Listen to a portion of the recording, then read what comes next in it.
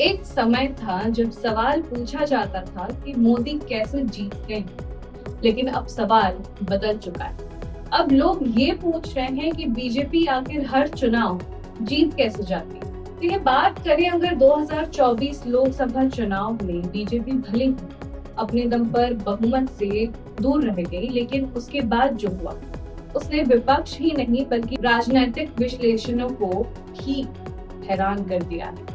हरियाणा, महाराष्ट्र, दिल्ली, बिहार, पश्चिम बंगाल, एक के बाद एक राज्यों में बीजेपी ने ऐसी जीत दर्ज की जिसकी भविष्यवाणी कई एग्जिट पोल और राजनीतिक समीकरण भी नहीं कर पाए थे। तो आखिर बीजेपी की इस लगातार जीत के पीछे की असली रणनीति क्या है?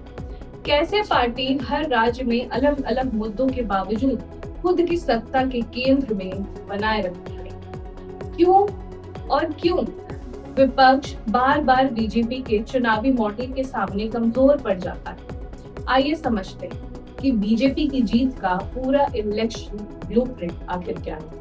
अगर सबसे पहले बात करें नेतृत्व की, तो बीजेपी की सबसे बड़ी ताकत आज भी नरेंद्र मोदी की व्यक्तिगत लोकप्रियता मानी जाती है। पार्टी कई राज्यों में स्थानीय चेहरों से ज्यादा चुनाव को मोदी बनाम बाकी बना देता है। मतलब चुनाव भी राष्ट्रीय नेतृत्व के चेहरे पर लड़े जाते हैं। इसका फायदा ये होता है कि स्थानीय असंतोष होने के बावजूद वोटर सीधे प्रधानमंत्री मोदी के नाम पर वोट कर देते हैं। दूसरी बड़ी ताकत है संगठन।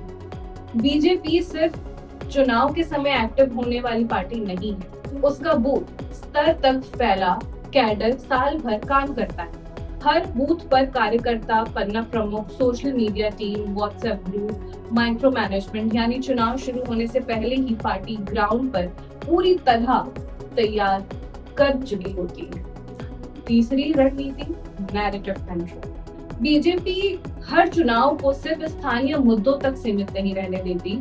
राष्ट्रवाद, हिंदुत्व, गरीब कल्याण, मोदी की गारंटी, मजबूत नेतृत्व, इस बड़े नैरेटिव्स के जरिए चुनाव को भावनात्मक और वैचारिक रंग दिया जाता है। इसके साथ ही बीजेपी विपक्ष को अस्थिर, बिखरा हुआ और नेतृत्वहीन दिखाने में भी सफल रहती है। चौथा बड़ा फैक्टर है वेलफेयर पॉलिटिक्स।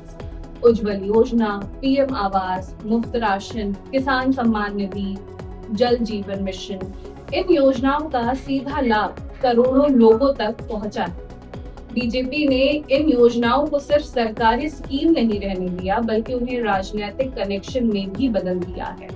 गांव में कई वोटर आज भी कहते हैं कि मोदी ने हमें घर दिया, गैस दी, राशन दिया। यानी लाभार्थी वर्ग बीजेपी का बड़ा वोट बैंक बन चुका है। अब बात अगर विपक्ष की करें, तो बीजेपी की जीत का एक कारण विपक्ष की कमजोरी भी है।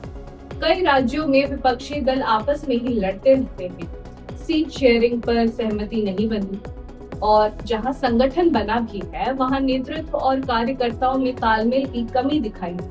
इसके उलट बीजेपी का चुनावी मशीनरी मॉडल काफी अनुशासित और केंद्रीकृत माना जाता है।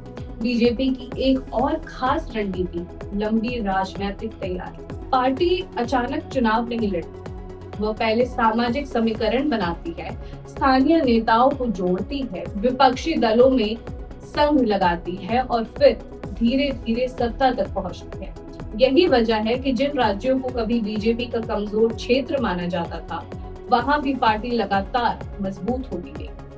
हालांकि सवाल ये भी उठता है कि क्या इतनी लगातार जीत लोकतंत्र में मजबूत विपक्ष को कमजोर कर रही? क्या चुनाव सिर्फ संसाधन और नैरेटिव की लड़ाई बनते जा रहा है? और क्या विपक्ष बीजेपी के चुनावी मॉडल का जवाब खोज पाएगा?